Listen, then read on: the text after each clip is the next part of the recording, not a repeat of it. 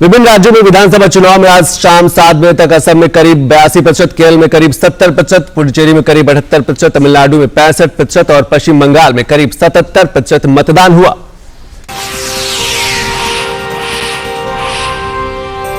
तमिलनाडु, केरल और पुडुचेरी विधानसभा की सभी सीटों पर मतदान संपन्न हो गया। तमिलनाडु की 234, केरल की 140, पुडुचेरी की 30 विधानसभा सीटों के लिए एक ही चरण में वोट डाले गए। पश्चिम बंगाल और असम में तीसरे चरण के लिए मतदान संपन्न हो गया। असम में 40 और पश्चिम बंगाल में 31 सीटों के लिए मतदान हुआ।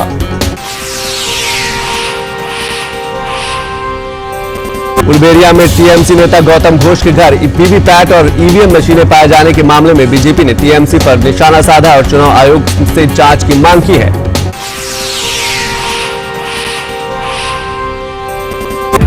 जस्टिस नथालपति वेंकट रमण होंगे देश के अगले प्रधान न्यायाधीश।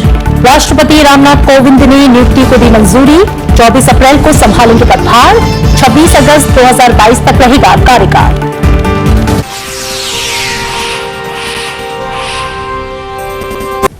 कोविड को लेकर अगले 4 हफ्ते बेहद गंभीर, केंद्र का सभी राज्यों से खास सतर्कता बरतने का निर्देश।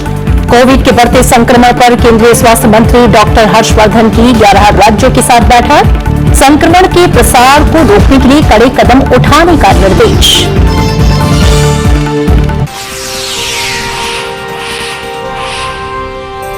देश में कोरोना संक्रमण का आंकड़ा लगातार बढ़ता जा रहा है। सोमवार को एक बार फिर करीब 97,000 नए मामले सामने आए हैं। हालांकि इस दौरान 50,000 मरीज स्वस्थ भी हुए। इसके साथ ही सक्रिय मामलों का आंकड़ा 7,88,000 तक पहुंच गया है, जो कि कुल मामलों का 6.21% है। देश के कुल सक्रिय मामलों में महाराष्ट्र का योगदान 57.42% है और इसी बीच स्वस्थ होने वालों का आंकड़ा भी 1,17,00,000 से ज्यादा हो गया है। फिलहाल देश में रिकवरी रेट 92.48% है। पेंडेमिक में खराबी आई है, सीरियस राइज हुई है हमारे केसेस में, एक वेव की राइज हुई है। और ये भी आपने नोटिस किया है, आपने लिखा भी है पब्लिक डोमेन में कि इस बारी की ये जो स्पीड है वो पिछली बारी की स्पीड से ज्यादा है। ये हमें मालूम होना चाहिए, तेज गति से हो रहा है।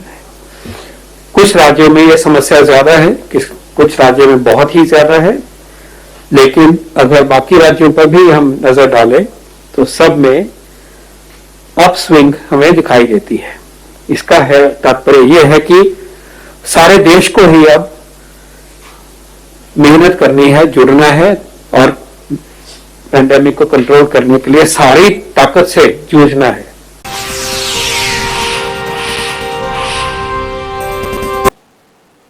तमिलनाडु विधानसभा की 234 सीटों के लिए आज मतदान शांतिपूर्ण ढंग से संपन्न हो गया। राज्य में मतदान का प्रतिशत 65% से ज्यादा रहा। इसके साथ ही 3,998 उम्मीदवार किस्मत जो है उनकी ईवीएम में कैद हो गई। तमिलनाडु में सीधा मुकाबला एआईएडीएमके और डीएमके के बीच है। एआईएडीएमके के मुख्यमंत्री पलानिस्वामी के नेतृत्व में हैट्रिक बनाने की मूड में है, तो वहीं एमके स्टालिन एक दशक बाद डीएमके को सत्ता में वापसी कराने की कोशिशों में लगे हैं। तमिलनाडु में बीजेपी और एआईएडीएमके का गठबंधन है। एआईएडीएमके ने 179 सीटों पर जबकि बीजेपी ने 20 सीटों पर उम्मीदवार उतारे। उधर कांग्रेस और डीएमके ने मिलकर चुनाव लड़ा है। डीएमके 173 तो कांग्रेस 25 सीटों पर चुनाव मैदान में है। बाकी सीटों पर दोनों ही गठबंधन के सहयोगी दलों के उम्मीदवार मैदान में हैं। वहीं केरल विधानसभा की 140 सीटों के लिए मतदान शांतिपूर्ण ढंग से संपन्न हो गया। राज्य में 70% से ज्यादा प्रतिशत मतदान हुआ। केरल की 140 विधानसभा सीटों के लिए 123 महिलाओं समेत 957 उम्मीदवार किस्मत आजमा रहे हैं। यहां पर मुख्य मुकाबला सीपीएम के नेतृत्व वाले लेफ्ट डेमोक्रेटिक फ्रंट और कांग्रेस की अगुवाई वाले यूनाइटेड डेमोक्रेटिक फ्रंट के बीच है। सभी की नजरें इस बात पर टिकी है कि क्या एलडीएफ और यूडीएफ के बीच हर 5 साल बाद बारी बारी से सरकार बनाने की जो परंपरा है, कांग्रेस का गठजोड़ जीतेगा या वाम मोर्चा फिर से बाजी मारेगा।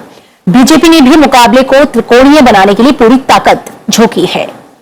वहीं केंद्र शासित प्रदेश पुडुचेरी में भी एक ही चरण में 30 विधानसभा सीटों के लिए मतदान संपन्न हो गया। पुडुचेरी में 78% से ज्यादा मतदान हुआ है। इसके साथ ही 324 प्रत्याशियों की किस्मत ईवीएम में कैद हो गई। यहां पर मुख्य मुकाबला कांग्रेस गठबंधन और बीजेपी गठबंधन के बीच में है। और वहीं असम विधानसभा के लिए तीसरे और आखिरी दौर की 40 सीटों पर मतदान संपन्न हो गया। इसके साथ ही असम में मतदान का काम पूरा हो गया। असम के तीसरे चरण में 82% से ज्यादा मतदान हुआ। तीसरे और आखिरी चरण में बीजेपी नेता हेमंत बिस्वा शर्मा समेत राज्य के 12 जिलों के 337 उम्मीदवारों की किस्मत ईवीएम में कैद हो गई। इस बार चुनाव में मुख्य मुकाबला बीजेपी और कांग्रेस के नेतृत्व वाले गठबंधन के बीच है। असम की कुल 116 सीटों में से पहले और दूसरे चरण में 47 और 39 सीटों पर वोट पड़ चुके हैं। वहीं पश्चिम बंगाल में आज तीसरे चरण की 31 सीटों के लिए मतदान हुआ। राज्य तीसरे चरण में 78% से ज्यादा वोटिंग हुई है। पश्चिम बंगाल की 294 विधानसभा सीटों के लिए कुल 8 चरणों में चुनाव कराए जा रहे हैं।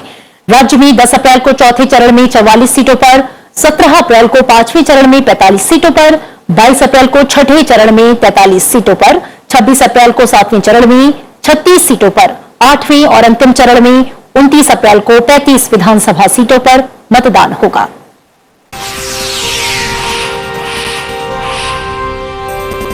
जस्टिस नथालपति वेंकट रमण देश के अगले प्रधान न्यायाधीश होंगे। राष्ट्रपति रामनाथ कोविंद ने जस्टिस एनवी रमण को भारत का मुख्य न्यायाधीश नियुक्त किया है। जस्टिस रमण 24 अप्रैल को सुप्रीम कोर्ट के मुख्य न्यायाधीश का पदभार संभालेंगे। वे भारत के 48वें मुख्य न्यायाधीश होंगे। जस्टिस रमण का कार्यकाल 26 अगस्त 2022 तक होगा। जस्टिस रमण अभी सुप्रीम कोर्ट में सीजेआई एसए बोबडे के बाद दूसरे सबसे सीनियर जज हैं और 17 फरवरी 2014 से सुप्रीम कोर्ट में अपनी सेवाएं दे रहे हैं।